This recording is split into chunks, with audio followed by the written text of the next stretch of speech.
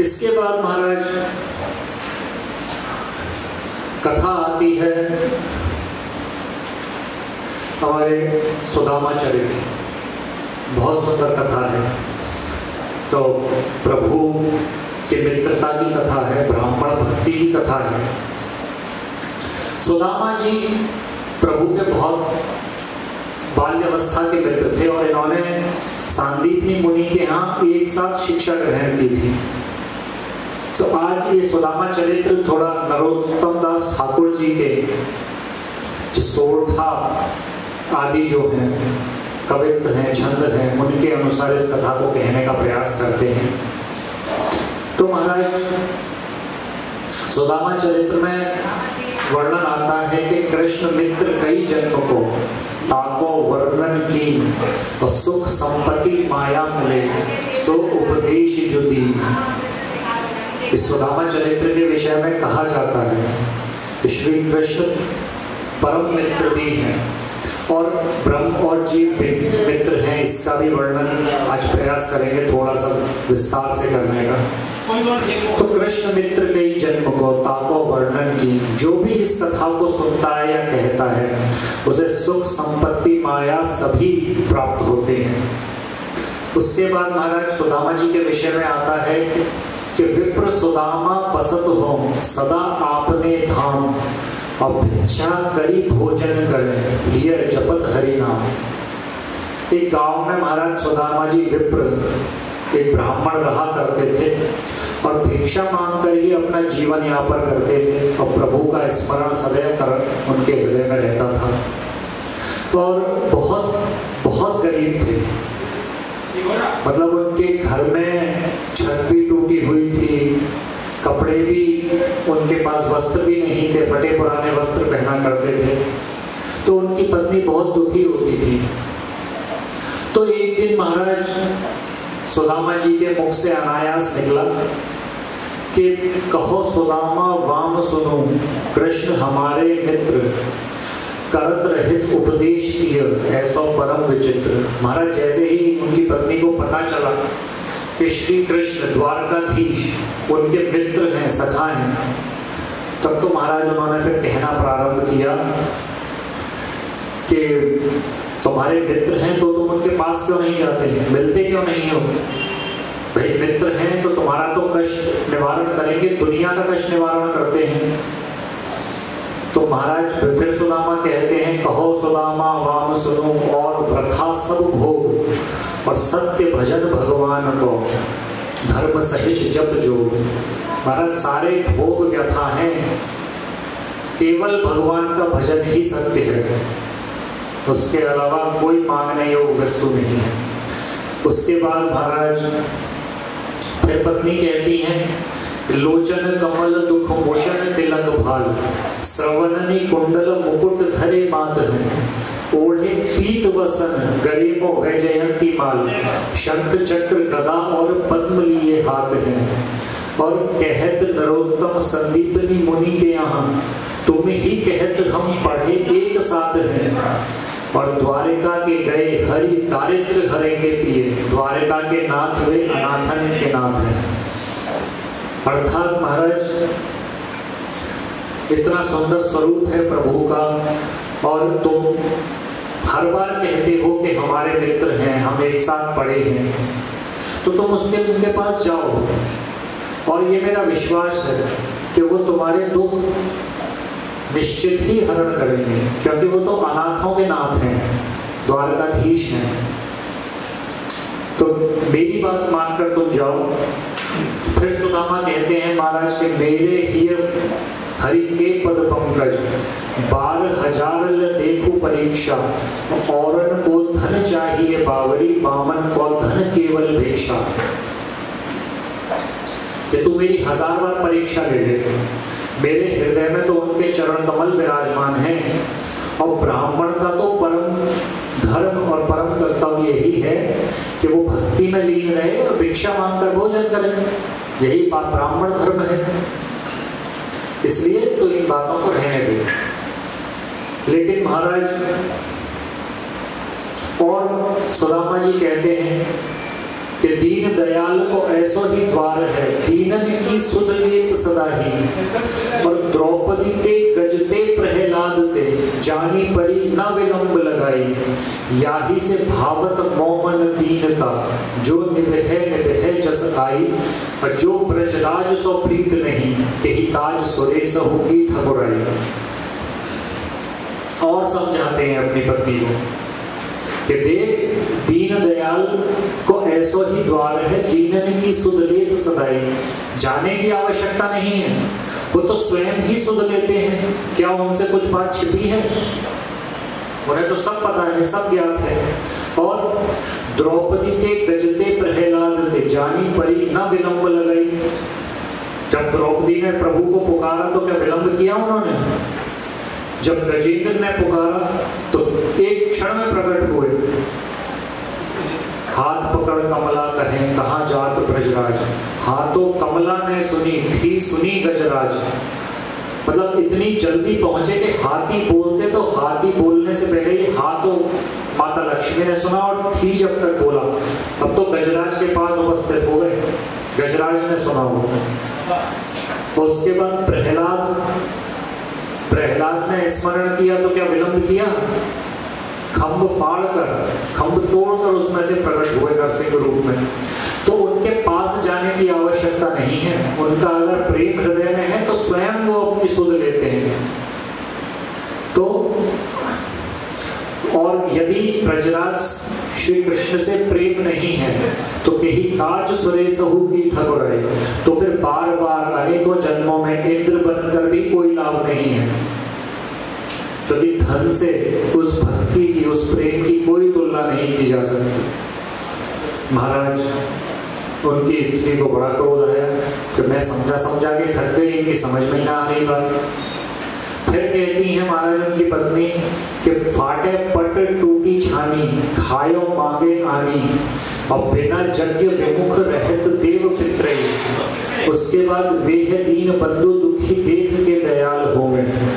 और देहे भलु कछु भलो सो जानहि अगत रही। द्वार कालो जात प्रिय के तो अल साध तुम, काहे को लजात भाई कौन सी विचित्र रही। और जापे जद सब जन्म ये दरिद्र ही सतायो तो पे, कौन काज आही है कृपा निधि की मित्र। कि महाराज तुम फाटे पट अर्थात फटे कपड़ा पहने रहो, टूटी छानी छप्पड़ तुम्हारे टूटे पड़े हैं, मांग मांग के तुम खा रहे हो, और ना कोई यज्ञ करते हो ना हवन करते हो। इससे जो हमारे पूर्वज हैं, जो हमारे पितृ हैं, वो भी विमुख हो गए हैं।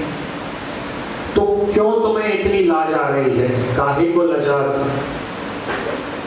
तो क्यों तुम्हें इतनी लाज आती है अपने पवित्र के पास जाने में? क्या पूरा जन्म ऐसे ही दरिद्री में काट दोगे? ऐसे ही रहोगे? हमारा सोचो, बालकों का सोचो, कितने कष्ट में हम घर में रहते हैं महाराज। बारिश आती है तो पानी वर्षा ऋतु में इतना भर जाता है घर में, टप टप टप टप, बैठने का स्थान नहीं है। तो अब भी नहीं जाओगे तो कब जाओगे? क्या सारा जीवन ऐसे ही निकाल दोगे? तो महाराज फिर सुदामा जी कहते हैं कि ते तो कहीं नी की सुनी बात हित ही की है, रीति मितई की नित प्रीति सरसाई है। और मित्र के मिले ते चित चाहिए परस्पर, मित्र के जो चाहिए तो आपहु जिवाइए। वे है महाराज जोड़ी बैठत समाज भूप, ताहा यही रूप जाई कहा सकु चाहिए। और सुख दुख करी दिन काटे ही बनेंगे भूली, विपत्ति पड़े पे द्वार मित्र के न जाएगी। तो बहुत सुंदर बात सुदामा जी ने अपनी पत्नी को समझाई कि हित की बात तो यही है कि मित्रों में परस्पर प्रेम होना चाहिए, प्रेम बना रहे। उसके बाद यदि तुम किसी मित्र के जाते हो तो तुम्हें भी उसको अपने पास बुलाना पड़ता है। भाई आज की रीति भी यही है, किसी मित्र के यहाँ आप एक बार जाओ, दो बार जाओ, तीन बार जाओ, चौथी बार हाथ जोड़ देगा कि भैया आप मत आना। या तो तुम जाओ तो तुम्हें भी उसे बुलाना पड़ेगा। तो और उसके बाद वे है महाराज, वो तो महाराज हैं, जोरी बैठक समाज भूप, बड़े बड़े महाराज, व्यापारी और बड़े बड़े राजा, बड़े बड़े धन्ना सेठों के साथ उनकी बैठक होती है, उनके महल में आना जाना होता है। तो वहां पर मैं इस रूप में फटे कपड़ों में उनके पास जाता अच्छा लगूंगा। और सबसे बड़ी बात कि सुख दुख करी दिन काटे ही बनेंगे भूली। ये सुख दुख के जो दिन है ना, ये तो आते जाते रहते हैं, परंतु विपत्ति पड़े पे द्वार मित्र के न जाइए। कभी भी विपत्ति हो तो नीति ये कहती है कि मित्र के द्वार पर नहीं जाना चाहिए, कुछ मांगना नहीं चाहिए, क्योंकि यदि आप मांगते हैं तो मान बड़ाई प्रेम रस गरुआपन और नेह ये पांचों तब ही गए जब कहीं कछु दे।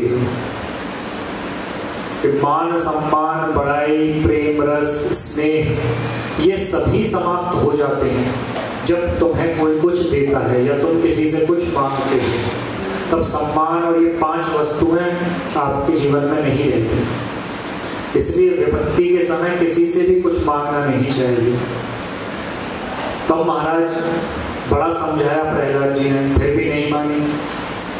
फिर कहती हैं अंत में कि विप्र के भगत हरि जगत विदित बंधु लेत सब ही की सुध ऐसे महादानी हैं। और पढ़े एक चटसार कही तुम कहो बार लोचन अपार वे तुम्हें न पहचानी है। और एक दीन बंधु कृपा सिंधु फेरी गुरु बंधु तुम सम कौन दीन जाको ही जानी है। और नाम लेत चौगुनी गए ते द्वार सौगुनी देखत सहगुनी प्रीति प्रभु मानी है। इस प्रकार से महाराज कहा है कि वो तो महाराज दुनिया के दुख दूर करते हैं, दुनिया के कष्ट दूर करते हैं, तो तुम्हारे नहीं करेंगे। और पढ़े एक चटसार एक ही पाठशाला में तुम उनके साथ पढ़े हो, तो कहीं तुम कहो बार, कितनी बार तो तुमने ये कहा मुझे सुनाई है। तो लोचन अपार में तुम्हें ना पहचानी है, हो तो मित्र कहते हो फिर भी तुम्हें नहीं पहचानेंगे। अच्छा, फिर वह दीन बंधु कृपा सिंधु फेरी गुरु बंधु, दीन बंधु हैं, कृपा के सिंधु हैं, और उसके अलावा तुम्हारे बंधु भी हैं। तो तुम सम कौन दीन जाको ही जानिए, तो तुमसे ज्यादा दीन कौन है जिसके बारे में वो जानेंगे या उस पर कृपा नहीं करेंगे। और ये मेरा विश्वास है कि नाम लेते चौगुनी, नाम लेते ही चौगुनी, और गए थे द्वार सौगुनी, और द्वार पर पहुंचकर 100 गुनी, और देखत सहगुनी, देखते ही सहस्त्र गुनी प्रीति प्रेम प्रभु तुमसे मानेंगे। ये मेरा विश्वास है। अब सुदामा जी की समझ में आ गया महाराज ये ब्राह्मणी कैसे भी ना समझेगी। खूब समझा लिया मैंने, खूब बता लिया, जाके दिमाग में ये बात मेरी बैठेगी ना, ये भेज के ही मानेगी। और एक संतोष भी था मन में कि धन की बात नहीं है, परंतु इतने वर्षों बाद मुझे मेरे मित्र का दर्शन होगा, परम पिता परमेश्वर परम ब्रह्म का दर्शन होगा, यही मेरे लिए आनंद की बात है। तो महाराज अपनी पत्नी से कहा कि देख मैं उनके पास जाऊंगा तो कुछ उपहार तो लेके जाना पड़ेगा, या खाली हाथ चला जाऊं। वो इतने बड़े महाराज हैं, उनसे मैं मांगने जाऊंगा तो कुछ लेके तो जाना चाहिए। तब ब्राह्मणी महाराज बड़ी प्रसन्न मुद्रा में बाहर निकली, और यह सुन के तब ब्राह्मणी गई पड़ोसन पास, पाव शेर चाउर लिए आई सहित उल्लास। महाराज अब जैसे लोग होंगे वैसे ही उनका परिकर हो, अब जैसे दीन वो थे वैसे ही दीन उनकी मित्र मंडली थी, वैसा ही पड़ोस था। तो पड़ोसन के पास गई कि कुछ थोड़े से चावल मिल जाए, कुछ मिल जाए, हमारे ब्राह्मण देव जा रहे हैं प्रभु से मिलने। तो अब महाराज पड़ोसी भी ऐसे ही थे, बोले किसी के चावल छानने को लाई थी, उसकी छीजन पड़ी हुई है, चावल भी नहीं है, वो चावल की छीजन जो होती है वो पड़ी है, वो ले जाओ। अब महाराज वही लपेट के उन्होंने एक पुरानी सी पोटली में फटी टूटी सी, और भाई में लपेट के वो चावल की छीजन उन्हें दे दी। अब वो लेके आई महाराज, तो लोग जाओ। अब ब्रह्मदेव महाराज सुदामा जी निकले घर से प्रभु से मिलने के लिए। तो 3 दिवस चली गए जब दुख उठे जब पाँव, एक जगह सोए कछु घास प्यार बिछाए। महाराज 3 दिन तक चलते रहे, जब पैरन में दर्द है गया तो वहीं घास पे बिछाए गए अपना दुपट्टा, और वहीं लेट गए। उसके बाद महाराज अंतर्जामी आपू हरि जामी भगत की पीर सोवत ले ठाड़ो कियो नदी गोमती तीर। ठाकुर जी सब देख रहे थे, सब पता था। उन्होंने सोते हुए ही ब्राह्मण को गोमती नदी के किनारे पर अवस्थित कर दिया, उठाकर वहां से वहां विराजित कर दिया। सुबह महाराज आँख खुली, प्रात गोमती तरसते अति प्रसन्न भव चित्त विप्र तहाँ स्नान करी कीन्हो नित्य निमित्त। महाराज नित्य कर्म से निवृत्त हुए, गई सुमिरनी हाथ में भाग कसके दियो गई सुमिरनी हाथ देख दिव्य द्वारावती भयो अनाथ सनाथ। महाराज नित्य कर्म करके अपने तिलक लगाए थे और जैसी माला झोली लेके चले, जैसे ही द्वारका पहुंचे महाराज बड़े प्रसन्न हुए द्वारका नगरी देखकर। ऐसे महाराज विस्मृत होकर द्वारका देख रहे थे। किसी से पूछा महाराज महल कहाँ है? बोले इस दिशा में, इस दिशा में। पूछते पाछते बेचारे महल तक पहुंचे, ठाकुर जी के द्वार तक। उसके बाद महाराज द्वारपाल से जाकर जिज्ञासा की कि ऐसे ऐसे हम श्री कृष्ण के मित्र हैं, उनसे मिलना है। तब वही पार्षद महाराज खड़े हुए थे, जय विजयी द्वारपाल के रूप में थे। अब उनकी स्थिति देखी तो उन्हें तो लगा नहीं कि इनके मित्र हैं, लेकिन फिर भी पहले ब्राह्मणों का तिरस्कार किया था, संकादिक ऋषियों का, तो सोचा कि महाराज 3 जन्म को चक्कर पड़ गया। पहले तो महाराज हिरण्याक्ष और हिरण्याक्षिपु को बदले, रावण को कुंभकर्ण और दंतवक्र और शिशुपाल। अब की बार बेइज्जती करी, कछु बोले तो कहीं और चक्कर नहीं पड़ जाए, तो बेचारे बिना कछु बोले सीधे चले अंदर ठाकुर जी के पास। तो द्वारपाल चलित है गयो जहाँ कृष्ण चतुराय हाथ जोड़ ठाड़ो भयो बोलियो शीस नवाय। तब महाराज प्रभु के सामने द्वारपाल ने कहा है, शीस पगा न झगा तन पे प्रभु जानी को आही बसे के ही ग्रामा। धोती फटी सी लटी दुपटी अरुप पाए उपान की नहीं सामा। और द्वार खड़ो द्विज दुर्बल सो रयो चकिसो वसुधा अभिरामा। और पूछत दीन दयाल को नाम बतावत आपनो नाम सुदामा। महाराज एक ब्राह्मण आया है द्वार पे, उसके शीस पगा न झगा तन पे। महाराज वस्त्र भी फटे हुए हैं, पाँव में महंगा जूता भी ना है, पाँव बड़े कटपिट गए हैं, रक्त निकल रहा है, बेवाइयां फट रही हैं, इतनी महाराज दीन दशा है। द्वार खड़ो द्विज दुर्बल सो रहो चकिसो वसुधा अभिरामा। द्वार पे द्विज ब्राह्मण खड़ा है, दुर्बल सा, एकदम पतला दुबला, और हमारी नगरी को महाराज बड़े विस्मय से, बड़े आश्चर्य से देख रहा है, और आपका नाम पूछ रहा है और अपना नाम सुदामा बता रहा है। महाराज सुदामा जैसे ही नाम सुना, ठाकुर जी जिस अवस्था में से दौड़ पड़े, दौड़ पर महाराज द्वार पे गए और महाराज अश्रुधारा बहने लगी। उनका हाल देखा तो महाराज चरण हाथ में लिए, ऐसे बेहाल बेवाइयन सौ पग कंटक जाल लगे पुनि जोए। हाय महादुख पायो सखा तुम आए इतना किते दिन खोए। और देखी सुदामा की दीन दशा करुणा करके करुणा निधि रोए। पानी परात को छुओ नहीं नैनन के जलते पग धोए।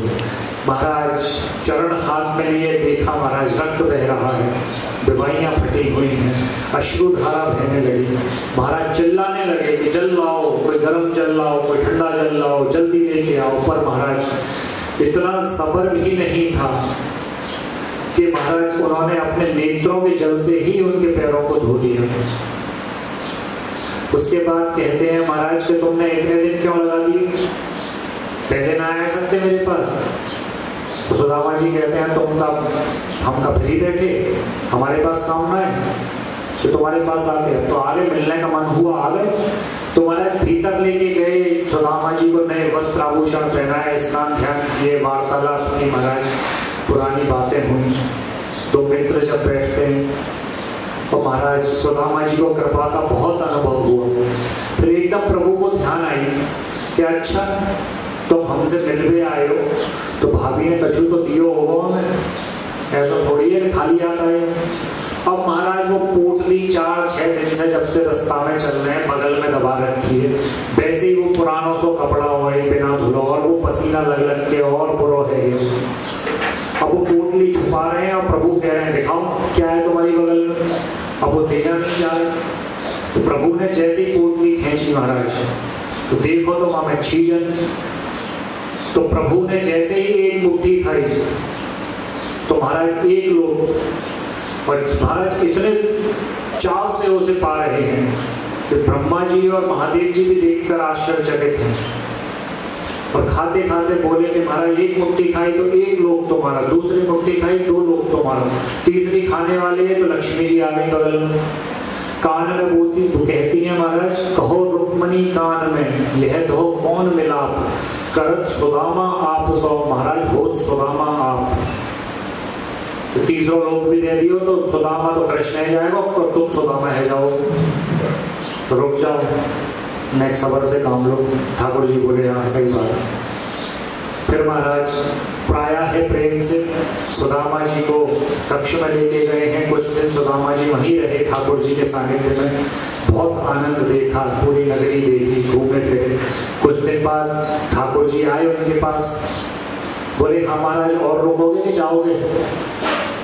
बोले जी कैसा मित्र, मेरी पत्नी तो कहती है मित्र के पास जाओगे मिलोगे, वो तो सब जाने तुम्हारा ध्यान रखे वो कछु देगो, जो तो सीधो मुंह पे पूछ रहे हो कि रुकोगे कि जाओगे। तो शर्मा शर्मी में सुदामा जी बोले कि हाँ महाराज जाएंगे, बहुत दिन रह गए, घर भी जाएंगे, पत्नी अकेली है, बच्चा भी छोटे हैं, जाना तो पड़ेगा। बोले ठीक है तो कब जाओगे। मैंने कि महाराज आज निकल जाएंगे। सुदामा जी बोले संध्या तक निकल जाएंगे। अब महाराज ठाकुर जी ने कहा ठीक है संध्या को आप जा रहे हो तो संध्या को आपको छोड़ने चलेंगे। अब सुदामा जी इस विचार में कि खाली हाथ गए हो तो पत्नी क्या बोलेगी कि तुम गए इतने दिन रह के भी आए और खाली हाथ लौट गए। और महाराज ब्राह्मण हैं और मित्र भी हैं, तो कुछ मांगने की भी सामर्थ्य नहीं हुई कि क्या मांगे, प्रभु तो सब जानने वाले हैं। संध्या का समय आया, ठाकुर जी से पूछा ठीक है महाराज आज्ञा, मित्र हम चलें।